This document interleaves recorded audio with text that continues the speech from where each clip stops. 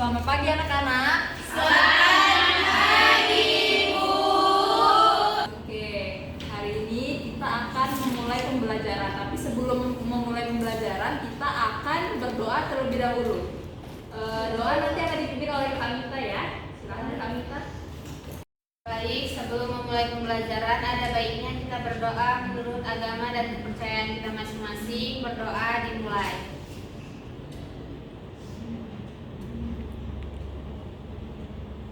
Berdoa selesai. Baik, terima kasih Kak Mita. Selanjutnya Sekretaris Nadia, apakah ada siswa yang sudah hadir hari ini? Ada, Bu. Siapa? Elci, apa kekurangannya? Baik, ada lagi? Tidak ada. Baik. Baik anak-anak, minggu lalu kan kita sudah belajar mengenai makhluk hidup. Sekarang kita akan mempelajari tentang interaksi antara makhluk hidup itu sendiri. Jadi untuk pembahasan yang pertama, kita akan memulai dengan apa sih tujuan belajar kita pada hari ini. Nah, jadi anak-anak, adapun tujuan pembelajaran kita hari ini adalah mengetahui apa itu abiotik dan biotik dalam lingkungan.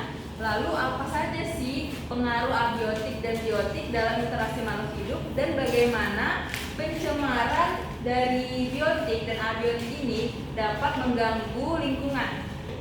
Jadi yang pertama adalah lingkungan. Lingkungan adalah segala sesuatu benda, kondisi, dan situasi yang ada di sekeliling makhluk hidup. Nah, di sekeliling makhluk hidup itu ada apa aja, Bu?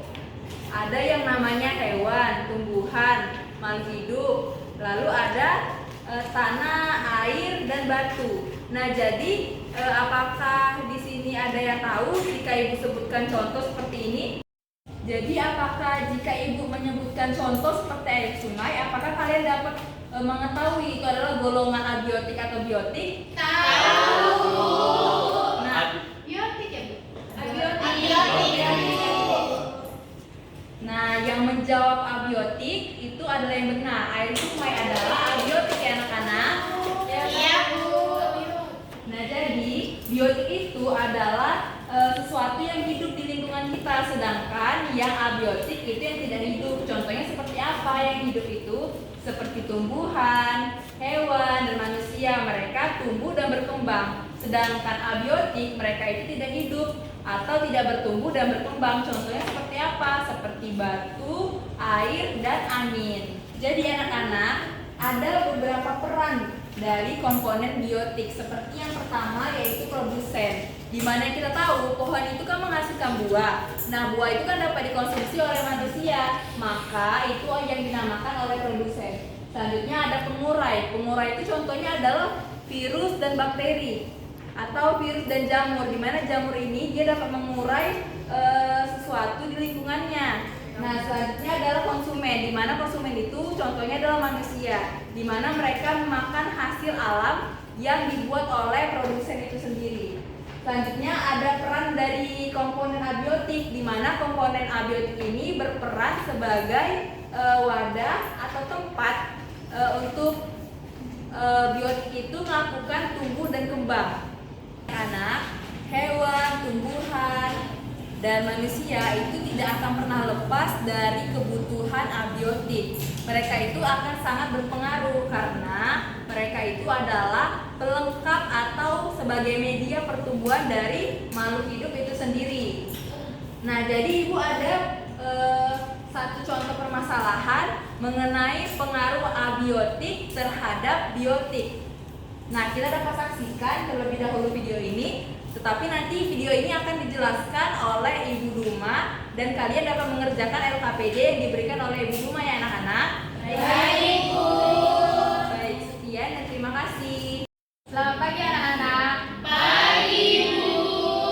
Nah, saya akan melanjutkan materi yang telah dipaparkan Ibu Angel. Di sini kita akan menonton video sebelum melakukan praktikum. Ribuan ikan jenis sapu-sapu yang berada di aliran Sungai Bekasi atau Kali Bekasi mendadak mati pada Rabu sore. Matinya ikan di sepanjang aliran Sungai Bekasi semenjak terjadinya perubahan warna air yang berbau serta berbusa. Perubahan diduga akibat adanya pencemaran limbah pabrik di hulu Sungai Kali Bekasi. Pencemaran limbah di aliran Kali Bekasi ini bukan kali pertama terjadi. Beberapa pekan lalu, Kali Bekasi juga mengalami hal yang sama. Warga sekitar mengeluhkan bau tak sedap yang ditimbulkan dari kondisi air. Anak-anak, setelah kita menyaksikan video ini, Ibu akan membagi 3 kelompok yang terdiri dari 5 orang.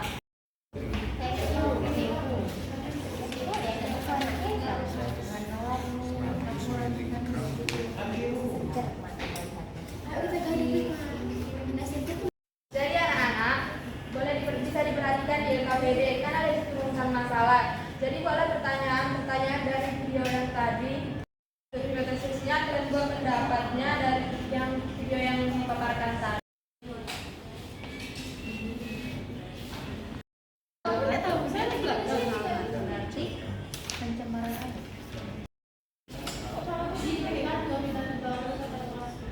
Baik anak-anak, apakah sudah siap? Sudah, Bu. Di sini kita akan melakukan praktikum praktikumnya pencemaran air. Yang pertama di sini ada dua ikan dan 2 air, 1 air limbah, 1 air bersih. Ikan yang pertama Ibu akan mencampurkan dengan air limbah.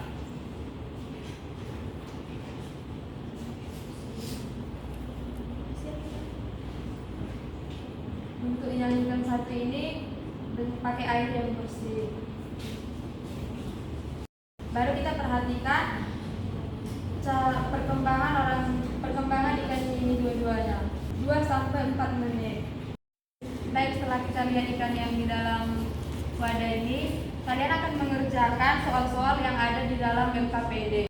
Kalian harus siap mengerjakannya. Jika sudah siap, silakan maju ke depan untuk mempresentasikannya. Baik, dari permasalahan yang disajikan dalam LKPD yang diberikan Ibu, ada perumusan masalahnya. Kami menyimpulkan bahwa mengapa air pada daerah tersebut dapat dikatakan tercemar, kemudian kandungan apa saja yang terdapat dalam air yang tercemar, kemudian hipotesis yang dapat kami simpulkan dari orientasi masalah yang disajikan, yaitu ikan yang terdapat di perairan atau yang terdapat di dalam kawasan perairan yang menjadi orientasi masalah kemungkinan akan mati. Nah, untuk menganalisis dari percobaan yang telah dilakukan akan dijelaskan oleh teman saya.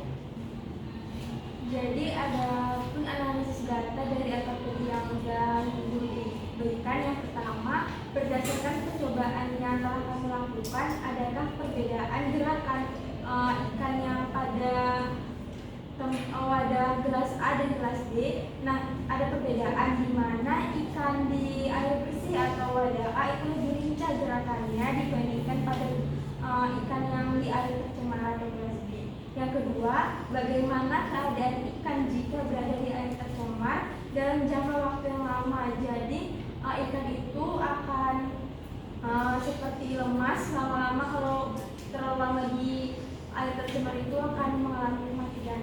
Yang ketiga, dinamika populasi tidak harus selalu berkurang, tapi bisa juga meningkat tergantung faktor yang mempengaruhinya.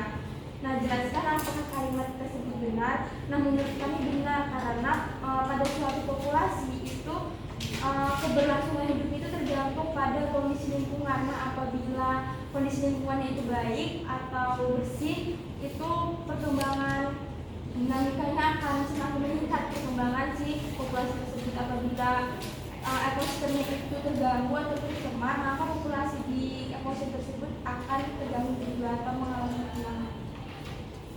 Sekian dari presentasi kami. Terima kasih.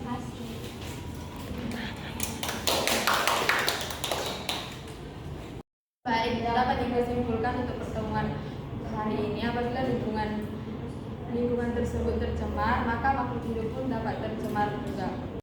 Baik anak-anak, untuk pertemuan kita hari ini terima kasih. Doa dipimpin oleh Abibah. Kita berdoa menurut agama dan kepercayaan kita masing-masing. Berdoa dimulai. Sampai jumpa di pertemuan selanjutnya. Dikerjakan tugasnya di rumah. Baik, Bu.